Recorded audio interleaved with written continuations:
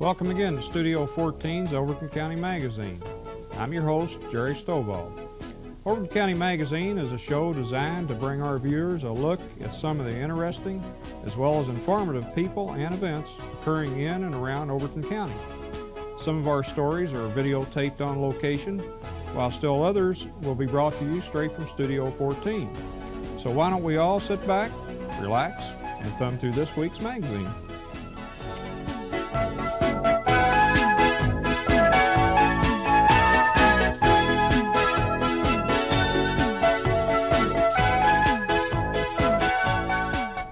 In this next segment, some people might call it bull, but it's actually a steer. Up at Channel 14 here, we were going through some old tape. We ran across something kind of interesting. Charlie Daniels has a long horned steer called Sanchez. This is a big steer. It's supposedly the only seesawing steer in existence. So this particular day, his ranch manager, Thurman Mullins, brought Sanchez up to Studio 14 for the purpose of letting kids ride him about the parking lot. So what do you say, let's take a look at these. That's Charlie's old pet cow on the side. We're going to come out and roll the car. We're going to do all those trees like that. There ain't no bull riders over there. There's one. Yeah, come here and take a ride on this old wild bull. Old Charlie's entered up to rope tomorrow night. He'll be out there tomorrow night himself.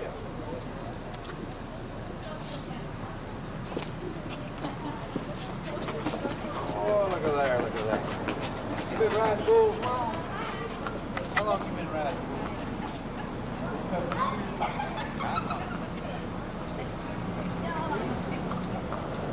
What's your name, man?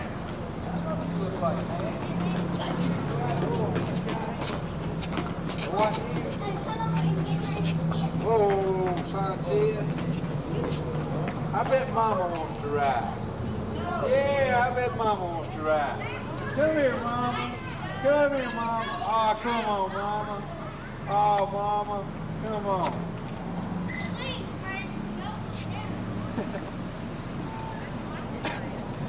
Oh, boy, look at that. There you go.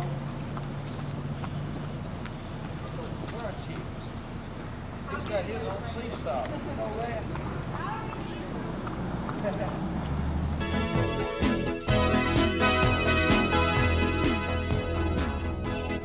In this segment, we're going to talk about deer hunting and other things, but deer hunting being the main topic. A few weeks ago, we were down at West End Market to shoot the opening day of deer season. We had a good time, heard a lot of stories, saw a lot of deer, and tonight, invited up here two fellows that are real active in deer hunting, and that's Jimmy Allred and Gerald Maynord. Good evening, fellas. Howdy. Howdy. Okay, the first thing I think we want to touch on is the fact that there's been a lot of deer brought in down here this year. Yeah, we've had checked in this year a total of 244 deer. That's for all the seasons. Okay, now this is just at your checking station. Just my one checking station. Okay. Now, in archery season, what'd you have come in on that? We had 19 deer checked in, and the average weight on them was 71 pounds. Average points was 4, and Charles Bolin had the biggest one with 6 points. Okay, now these were bucks and does Right. in the archery Right. season. Okay, in a muzzle loading season, what'd you get on that? We had 38 deer checked in. Average weight on them was 101 pounds. And the average points was 5. The largest deer was 149.5 pounds, and Kelly Hull killed it. It was an 8-point. Boy, that's nice deer for muzzle loading. I'd like to try that yet. Okay, now you have a young sportsman program. Now this is where you give away a gun for what, the best deer in young sportsman season? I give it away for the heaviest deer. This is the first year I've ever given away a gun for it. And it's coming of age. You know, more young people are going hunting, and I decided this year I'd do it. And I had a lot of fun out of it. The kids really get excited over it. And this year we had 13 deer checked in. Their average weight was 98 pounds. Average points was 5. And Timmy Jolly killed the biggest deer. He's won the gun. His was 126 pounds, and it was a 6-point. That's a nice deer for a kid. In fact, I don't know if I could beat him on the ones I've got. Well, that 13 deer checked in was up from 4 deer last year. Oh. I was up in the muzzle loader and up in the young sportsman people hunting, and deer checked in this year. Well, that's good. Okay, now we were there for beginning of gun season, and I know the first day I believe there was 84 or so checked in. The first 2 days is always the best. Usually the opening day you have more deer checked in than any time.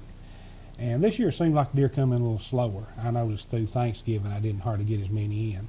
But we wound up with 174 deer. And the largest one was 162 pound, 9-point, was killed by Dallas Cravens. He's the one that won the gun.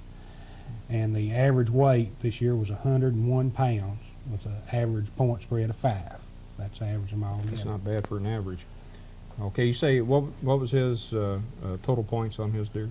His points was 9, and I had another one checked in, had 14 points. Yeah, I was thinking I was there for that, and but the 9-pointer got it. Well, we do it by weight. I believe the 14-point one just weighed 110 pounds. And it wasn't a whitetail. I don't know what kind of deer it was, maybe a mule or some other breed, but it was checked in, killed up here at Alpine.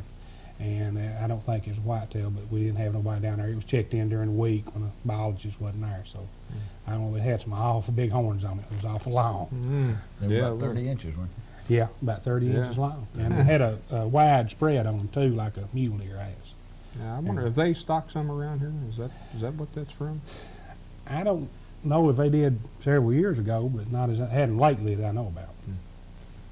Okay, the that takes care of pretty much all the winters that you had, and all the season. Now you say the total poundage, right? I know it's staggering. The total poundage that was brought into your station alone was unreal. I had a man ask me. He said, "I wonder how many pounds of deer meat is killed in Overton County," and I said, "I don't know, but I can figure out how much I check in." And I checked in 23,887 pounds of meat. That's a lot of deer meat. It's a lot of deer meat going across a set of scales. It is. And that's after field dressing too. Yeah, that is field dress. That's you know, that means a lot to a lot of families here. A lot of people. That's good eating for a lot of people. Sure to is. Supplement their grocery bills a lot. They don't have to go buy as much beef and pork and stuff because they can eat deer meat. Yeah, you know, like I was saying on the program we did opening day, I've never seen so many healthy deer. I mean, there wasn't a scrawny one in the bunch. And okay, let's move on past that now a little bit. And that particular day, of course, like I say, I heard a lot of stories. And one of the most interesting stories I heard, that's one reason I invited these fellows up here tonight, was these fellows went hunting together. I believe it was opening day, wasn't it? Yeah. Okay. And I talked with them individually, and I got 2 different stories. So I thought maybe they might want to reconvey this to our viewers out there. And the first one I heard was from Jimmy Allred. And could you run through that again, kind of give me a recap of what you said that day? Well, I've hunted. I've hunted with this man for several years, and he always hunts me a place to go, puts me in the best spot. Well, I've never killed a deer. You never killed a deer, but he puts you in the best spot, but I never killed one. Opening day, he takes me.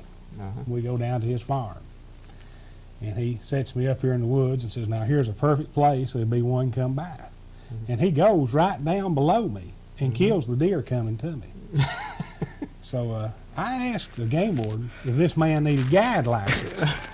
And the game warden asks me if I killed anything yet. Until I kill something, he don't have to buy a guide license. You don't have to have a guide license. Okay, well, let's see now. Right after that, I believe I talked to Gerald, and he had another version of this story.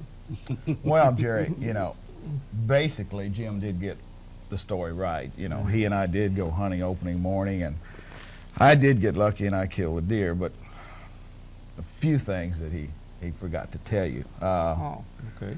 I did put him on the best place, and you know, we have a tendency to hunt kindly through dinner, and you know, I asked Jim to bring something to eat, because it does get tiresome sitting on a tree stand. But, you know, Jim shows up with a picnic basket. And that wasn't all that bad, but it was spreading out the white tablecloth on the ground.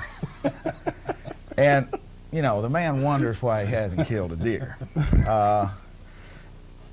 The one that came by him that I finally killed, you know, it was, I hate to say this, but it was, you know, kind of chuckling as he came around the side of the hill. And what's it been, Jim? 21 years now? 21 years.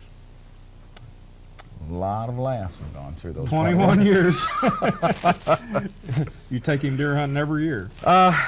Jim and I, we're part of a little group. We have a very good friend, Billy Maynord, distant cousin of mine. The three of us hunt quite a bit together, and in the spring of the year, we always have a little cookout. We invite the wives and the kids, and we barbecue a pig, and we get together and swap lies. And Billy and I and Jim, we invite 5 or 6 other hunting friends with us, you know, and we present trophies for outstanding feats throughout the hunting seasons. And Jim has, I think you've captured the Conservationist Award for about 6 years, because to the best of our knowledge, he hasn't hurt anything in the woods. He did lose one year. He lost out to my brother. My brother didn't even see anything, but one of the few times that Jim actually has fired at a deer. The only time I've ever fired at a deer. Well, he was he was sitting on a stand during muzzleloading season, and you're a muzzleloading hunter. You know, there are times whenever those things won't work, but the deer are night towards you. Jim followed all the rules, cocked his trigger, pulled it, and nothing happened. So he was in the process of cocking it again. Of course, he let the gun down, and as he was cocking it, his thumb slipped off the hammer. It went off into the ground. Of course, he missed the deer that year, but he didn't get the Conservationist Award because we have it from pretty reliable sources that chips from the rock that he hit did injure the deer. So, you know, we can't give it for accidents like big time. We enjoy it. Everybody that we hunt with enjoys it. And we're looking forward already. As a matter of fact, Jim and I are going Friday morning. We hope. To Clay County. Oh, you still gonna try your luck yet this year? You know, that's odd that you'd had that many deer come across your scales, and well, although I can kind of relate to that. Back in the early years of deer hunting, you know, in the early '60s, I went many a year without without a deer. But now they were a lot more scarce than what they are now. Well, in the early years when I started, they were too, and I didn't go that much because of work and everything, and still don't get to. But of course, all the things he said is not true. Yeah, well, I won't be the first witness. I figured you might have a rebuttal on that. One of the funniest things was a gentleman come in the store one night, a young boy, and he'd hunted 2 years, and this was 3rd year's hunting. He was crying. He said, "Boy, I ain't seen nothing. I ain't killed a deer, anything." And I says, "You've come to the wrong place." I said, "I've hunted longer than you're old." And I said, "I haven't killed one." So I said, "You can't come here and complain to me." I said, "But there's a lot of people that go several years without killing deer, and there's a certain amount of luck to it." I mean, you know, they skill, but there's also, you have to be there at the right time at the right place. But I still enjoy going, and I enjoy getting out with these fellas and them telling all these wild tales and everything. It's and, true. That's the only time I ever got. It's the only time I've ever seen a buck with a gun in my hand is when during the muzzleloading season. Now, about 3 years ago, that Lamb Between the Lakes, I shot it 2 one day with a bow and arrow, and I knocked one down. And I just knew I had a deer. It was getting right close to dark, and it fell, and I jumped up and run over there and found a little blood and found my arrow. And I hollered for Gerald, and Gerald come up the ridge there, and I said, "Now, Gerald, I've got one down somewhere." And I had my arrow in it, had blood and stuff on it up pretty high, and there's blood on the ground. And it was getting real dark. I said, "We need to try to look and see where this trail goes so we can find it." So Gerald's out there in the woods at dark with a bick, flicking his bick, trying to find a deer trail for me. You really had to be there to appreciate this. I mean, here's 2 fat men dressed in camouflage with paint on their face, on their hands and knees with a Bic lighter, trying to find a trail. I laid off hunting with him a year after he did that. Just because of that, huh? Yeah. Okay, well, sounds like you all have a good time, though. That's really, that's the best part of it. If you, It's enjoyable. Yeah. And, you know, mentioned, you've been talking about statistics. I think in the Tennessee Sportsman's License, it was in the early 60s, the statewide kill for Tennessee was 3,700 deer, a little bit more than that. And last year we killed, Jim, wasn't it in excess of 60,000? And they were shooting for 75,000 this year. So you're talking in a span of 20 to 25 years, increasing, what, 2,000% or something like that. and it's all because of the hunters and the state program. There's no doubt about it. And it's a good sport, and it is good meat. There's no doubt. It's real good eating. Well, there's a lot of other things too. A lot of families, I have a lot of people that take their cameras and like to go out and shoot deer and have pictures of them. I know of several people that give Christmas presents this year, and they've had pictures made of deer and give them to different people. So it's not only just the hunting of them, it's get to see the beauty. They're very beautiful animal out in the woods. It's totally different to go out and see one in the wild than it is to be at a park or something. It's just a different picture. Yeah, you can go to a lot of the parks now, and you can see deer year long. You know, where before it was just a rare thing. You didn't see many at all. Okay, let's. I know you fellas bound to have, you know, rather and work against each other. You're bound to have some stories that maybe you collectively know, or individual stories one of you might know about deer hunting that the watchers might be interested in. Oh, where to start?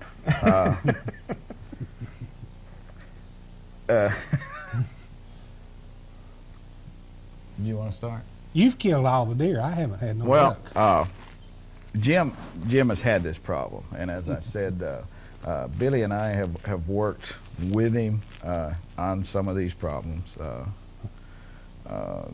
over the years. I remember one time we were at Land Between the Lakes, fine place. It's a great facility. They have some really good deer down there. We were at a bow hunt, and all of us were seeing deer. All of us were getting shots. Billy had already killed, and he was. No, that was the day before he actually killed that deer. Yeah, but Billy and I were walking out. We were following in a creek bed, and Jim was telling us that he just hadn't seen any deer, and it gets real quiet, and we hear this, now stick out your head one more time, and I'm going to spit on it. And then, sure enough, directly we hear this, you know. And what it was, and Jim, once again, he wonders why he can't kill deer, but he had found a turtle.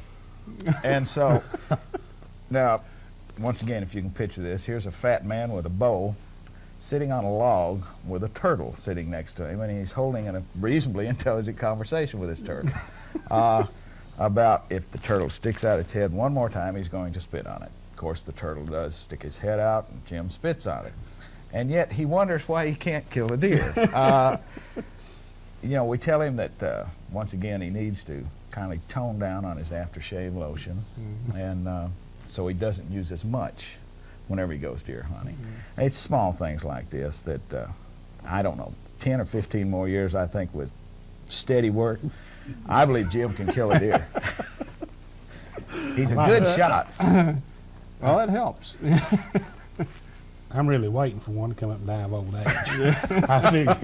I figured I'm not going to get a chance to shoot one, but I can stumble up on one that's died of old age and just carry it out.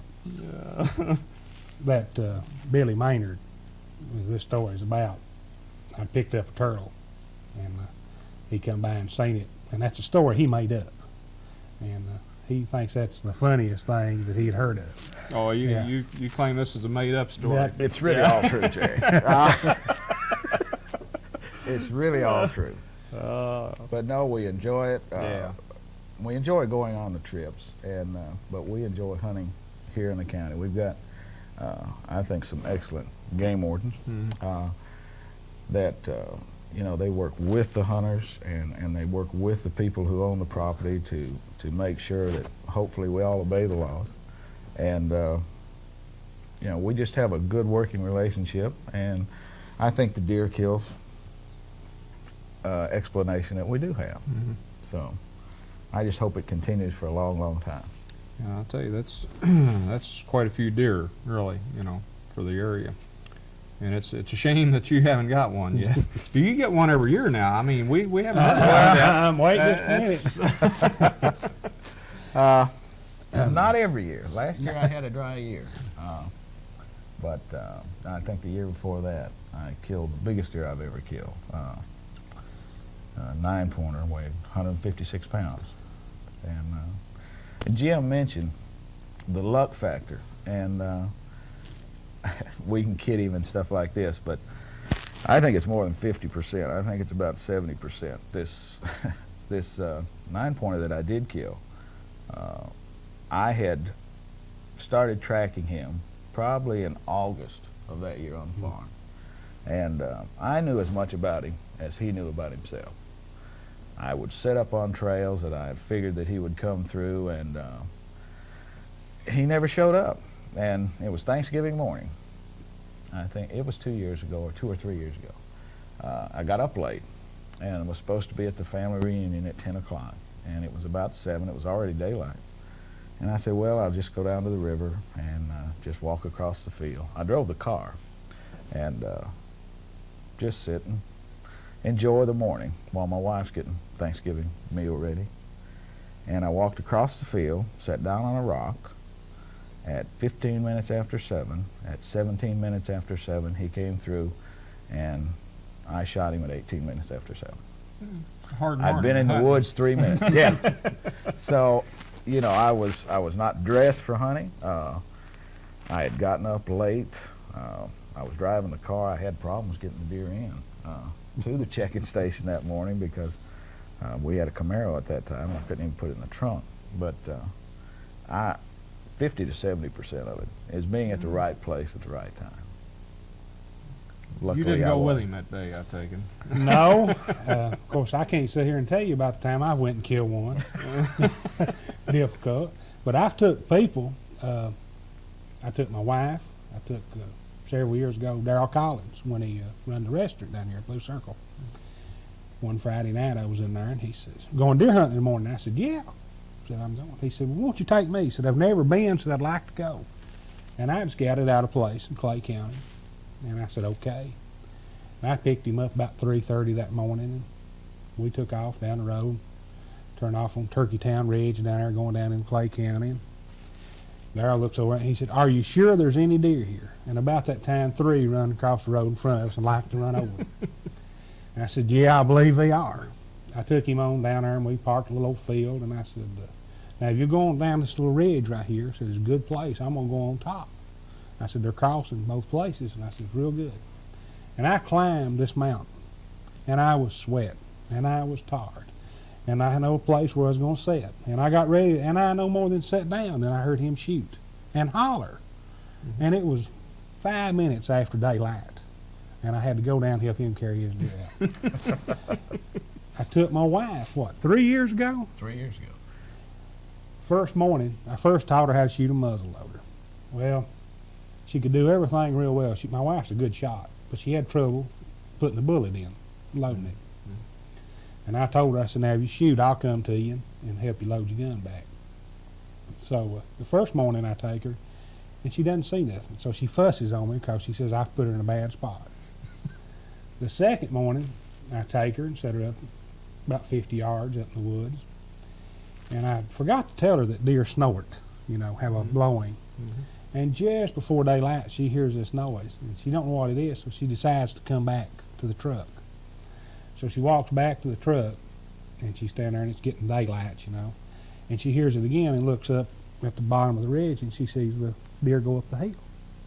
So she decides, she gets in with the cattle, walks over to the edge of the fence with them, and there's 2 bucks standing up there, 1 8-pointer, and she shoots it. Of course, when she shoots it, I hear it off over here, and I thought, well, she's fell out of the tree or something, hurt herself. You know, I'm scared of that. So I jumped down and run as hard as I can to her. She's standing there at the foot. And I said, did you see anything? She said, yeah, deer. I said, did you hit it? And she said, no. And I said, well, let me load your gun. I said, then I'll go up there and look and see if there's any sign. And she said, that's all right. You don't have to. I said, well, you didn't have a bullet starter. She said, you don't need one when you're excited. And she loaded the muzzle loader herself without one. And she'd hit the deer. Well, he did not find it. And I'm sure the deer died. But she shot one today. But I can take people and go out and even if these fellas, if I don't go with them, I go scout a place. I can come back and say, now there's a lot of sign here. And this place where my wife shot one, Billy killed one down there. No, I did. Yeah, you did. And everything. And I didn't. Not me. So, you know. Well, like Sounds like he needs to start the guide service. well, like I said, we're really working on him, and I think, you know, we get over this lunch basket and the tablecloth and the aftershave. I think we can nail him down a deer. Maybe next year. Huh? Because he knows what he's looking for. They give me a picture to take with me. I've tried all this stuff. You talk about using loud lotion. I've heard people using that. Of using, Alka-Velva or one of them. And then you read articles about if you go, you should wash your clothes without soap, hang them out on the line, let them dry naturally when you go hunting. Keep your smell, you know, odor down. So I don't know. You can read articles either way. Yeah, there's a lot of people get deer. I don't know how they do it, but you know, some of them. Well, I talked to one fellow down there, I think at opening day, and he'd already got 3 this year, and you know that was just beginning day of gun season. And talking with the biologist down there, he was talking about you can travel around and unlimited amount of deer you can get. I think Jim and I were talking about that the other day. We're very fortunate here in Overton County. Of course, Overton County is in Unit B, and but Clay and Jackson County is in Unit A. Oh, Clay's in Unit A? I didn't Clay know went that. in, was it last year or year? Yeah. Last year. And combined seasons in both Unit A and Unit B, you can get a total of 16 deer. Who could use 16 deer? They make real good Christmas presents. One of the things that the game wardens told me, I talked to biologists, and he wouldn't make a commitment on it, but they think we might go in Section A next year. Of course, it'll be the total amount of deer checked in and everything, and the biologists and people look at it, and then they determine which section we're in. Most deer hunters I've talked to would like to stay in B for at least 1 or 2 more years. But, of course, we haven't any. The state is one that decides that, and they look at the information. I know I've talked to 2 or 3 of the different game wardens, and most of them are for staying in B at least one more year. Yeah, you have to have the herd to support that in the longer season. Right. The 2 main factors of going into Unit A is, as you mentioned, Jerry, a longer season, and then there is a either sex hunt in Unit A, which we do not have in Overton County right now. And it's a means of course, thinning down the herd. But some of us hunters don't think that we need to thin down our herd right now. But that's for the powers that be to decide whether we'll stay in Unit B. They did a good job up to now, you know, bringing the deer herd up. Now, they go off statistics. I mean, it's no wild guess that they make. Just like opening day and day after down there, they were gathering information and they try to compile all that and make a determination from it. And they did all right. I think we can probably go with what they decide, and it'll be a decision made on a lot of information. Well, one of the game wardens I was talking to today made a good observation to me. We was talking about the management, and he said he talked to one of the biologists, and he said we can manage the deer herd, but we need to learn to manage the people, in which he meant the hunters and the farmers. And I like to stress to people that you need to be sure and you're a guest on somebody's land. That's true.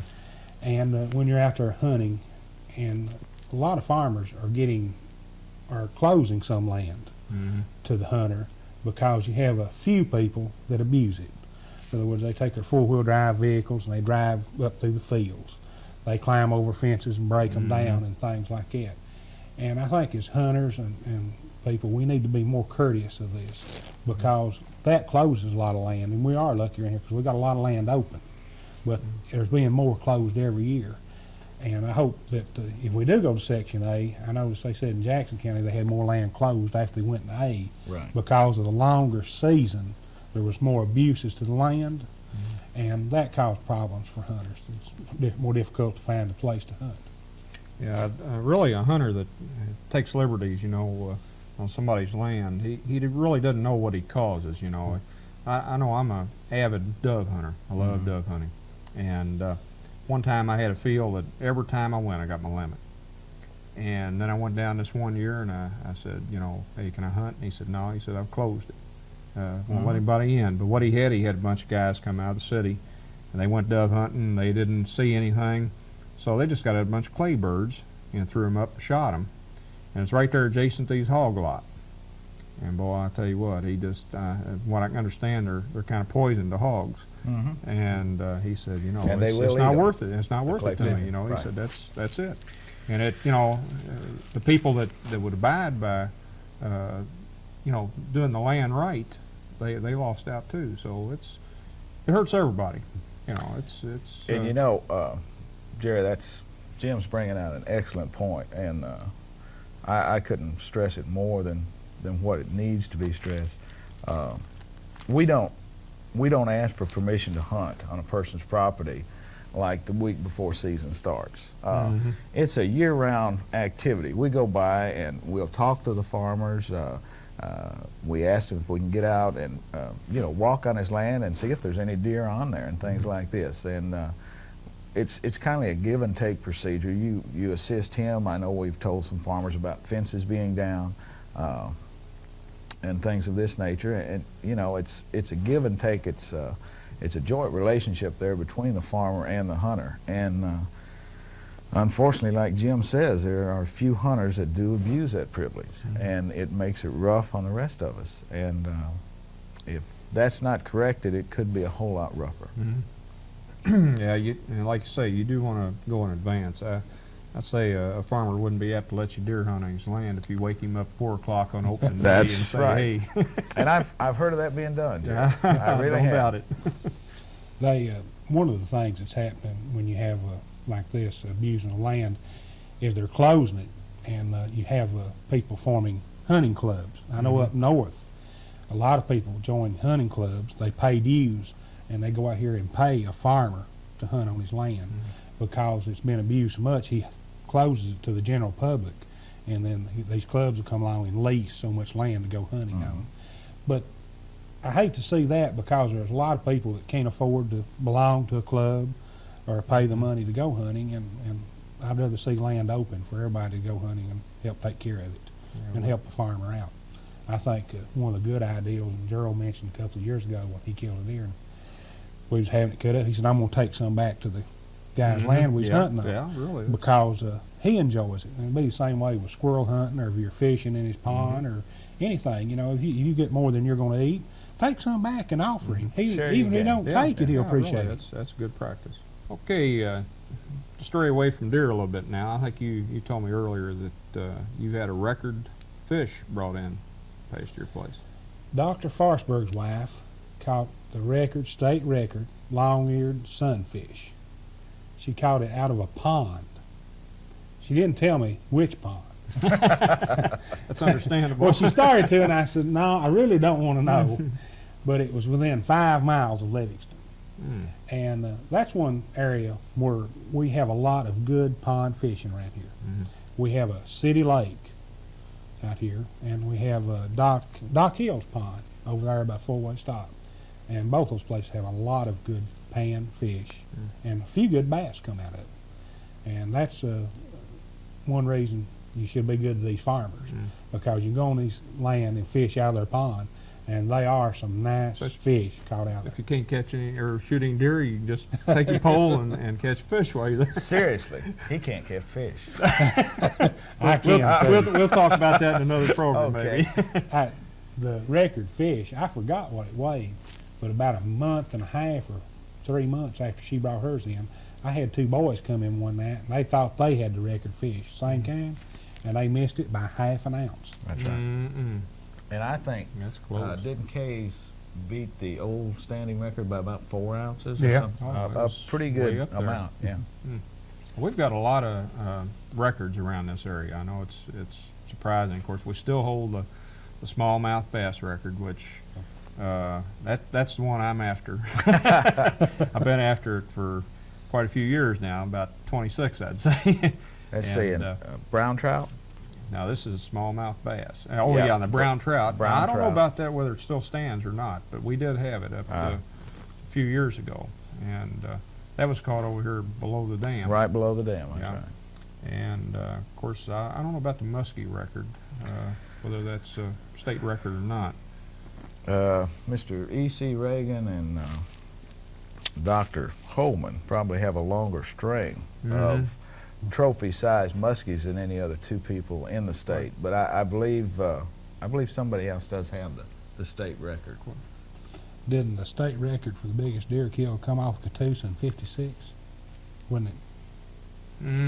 It seems like the biologist was telling me about that. Yeah. I'm not sure.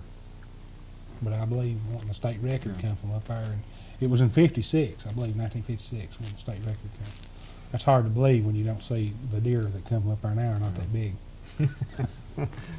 Okay, I guess we better wind this down now. And I want to thank Jimmy Allred and Gerald Maynord for giving us a little insight into some of their hunting activities and give us some statistics on the deer that were brought into the county this year, or that is into his checking station in the county. And also would like to invite anybody to send in pictures of deer, fish, or anything else that they'd like to share with the viewers, and just any kind of picture, black and white or color, doesn't matter, and send it to Overton County Magazine in care of Dragon Productions, P.O. Box 381, Livingston, Tennessee 38570. And try to send one that we can keep. We'd like to paste it up back here somewhere on the wall and keep it and make it a part of the set. Be glad to have it. Just send it in anytime. We'll show it on the show as well as paste it up on the wall. So thank you, fellas. Thank you. Glad having you tonight. Thank you, Jerry.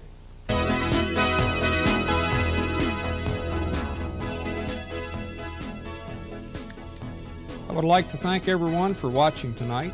We hope that you have enjoyed our magazine, and be sure and tune us in next time.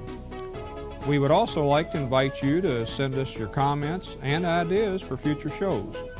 This is Jerry Stovall saying thank you and good night.